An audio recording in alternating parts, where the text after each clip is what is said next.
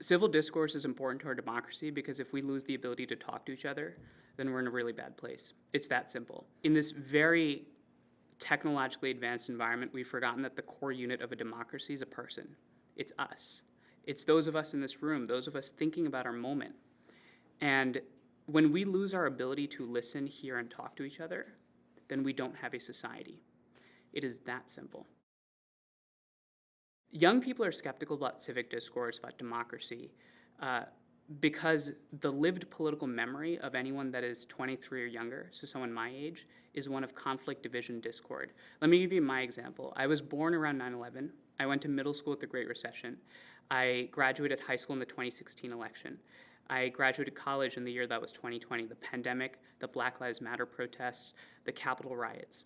That's not a great sample size of democratic progress and boundless hope and optimism. And so naturally what the response to that is, well, we've got to start questioning every part of the system. We've got to start challenging each other. We have to recognize, and maybe the fact that someone that's different than us probably is either wrong at best or evil at worst.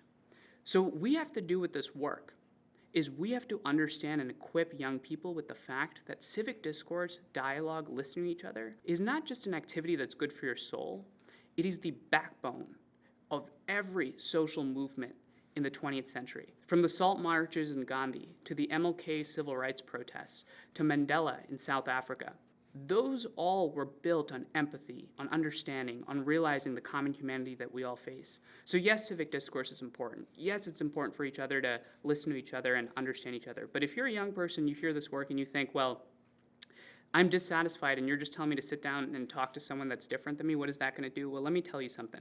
Change happens in a sustainable and durable way when we all lift all boats up together.